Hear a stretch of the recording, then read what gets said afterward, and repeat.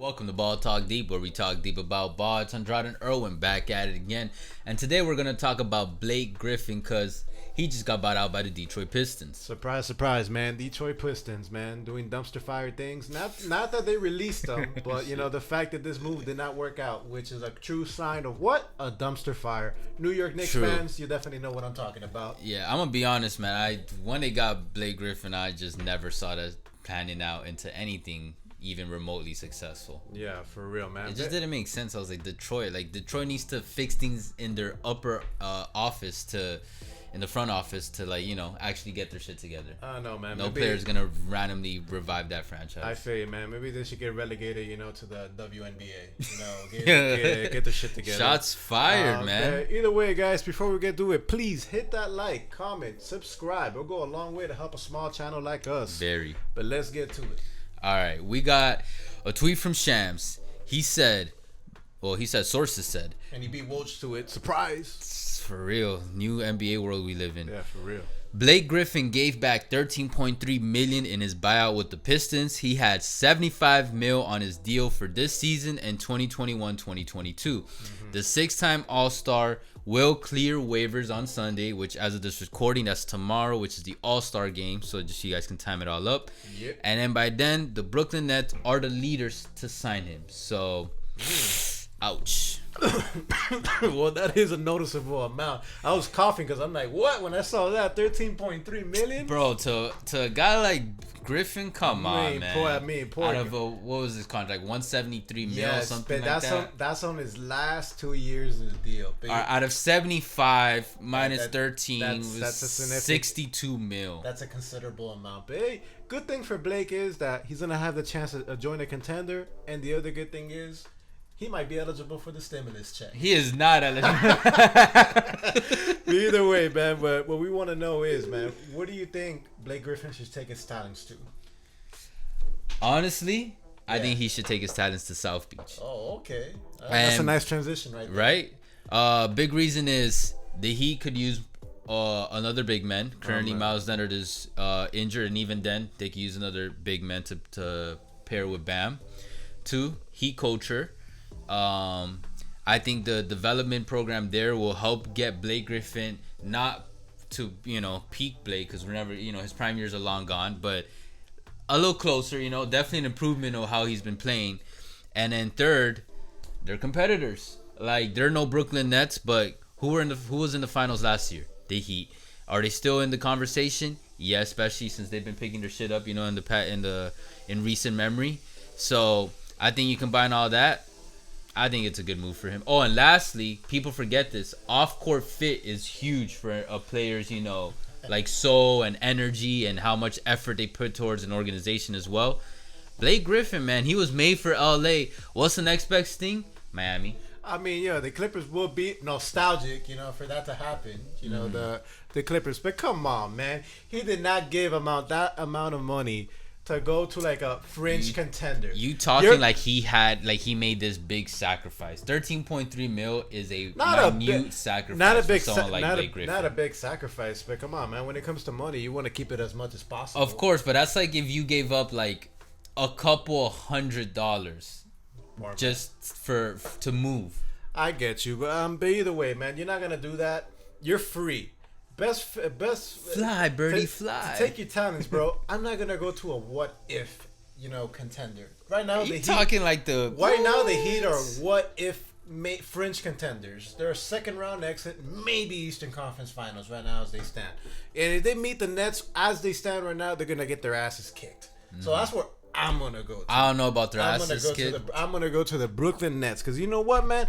You think that's the best fit for you? I'm getting old. I want a ring. I'm washed up as a star. I could still be a role player. You know what? You'll still be a star too, I think. Definitely not. No, I'm saying like as a second. Bro, Lou Williams is a star. He plays, he leads the second unit. Blake Griffin, people underestimate how much brand popularity and recognition that guy has. Look, I would either go because shit. I played in Detroit. You played in Detroit. That's cold as fuck up there. I was like, you played in Detroit? No. Yeah, I played D1. That's where I played. But either way, okay. Yeah. Okay. FIU. What? Backup guard at FIU. What? Shout out. Yeah, but anyways, nah, man. I'll either play at LA. Or I'm gonna play at Brooklyn. That's where I'll play because I'll be my best chance at a ring. All right. So that's your main reason. Best chance at a ring. Best chance at a ring. And the Nets, they actually have a need for him because they really have nobody to back up KD. No, I feel you. I agree with that. I just, I had to give a different answer. And I think the Heat is the next best spot, or even overall. Like, say he wants to sign a 2 or 3 year deal. Mm-hmm. 1 year, even if he did just 1 year with the Heat, it would still work. Like I said, Leonard is injured. Olynyk gets slotted to the center, especially when Leonard is injured because he's like Bam's backup. And even when he's at power forward, we're talking about Kelly Olynyk. Like, I'm sorry, I'm still gonna pick Blake Griffin over Kelly Olynyk, at least most of the times. I don't know, man. Who's on the floor? Kelly Olynyk is hot and cold, man. And he'll be having some nights yeah, like damn, like. But he can be mad efficient sometimes. Yeah, he could. And then who they got at power forward right now? Precious, Chris Silva, KZ Okpala, and Precious. 2 of them are 99 babies, and the other one's a 96. Meaning, okay, they're young. They're too young. And Silva's the oldest one, but he's arguably the worst one out of Okpala and Precious. Yeah, between Precious those three. Like the best one. And Precious is the best one. He's the newest addition. But the thing is, all right, I'm cool with. Okay, what if you put Precious on the second unit? Get his well, he's already on the second unit, but like slot him there in his rookie year. Keep developing. You know what I mean? And then you put Blake. He could start on the Heat, and even if he doesn't want to start, just preserve energy. Spoelstra does this really well. You just switch him. It doesn't really matter if you start or bench. You get your recognition. Like Goran too. You know what I mean? So I think, bro, I would put that. And then imagine Blake Griffin mentoring Precious. That's huge. That'll be good. That's huge. Look, the only way that this possibly can go, one thing I would give the Heat advantage to compared to the Nets is that of all these teams, the Heat can offer the most money to Blake Griffin.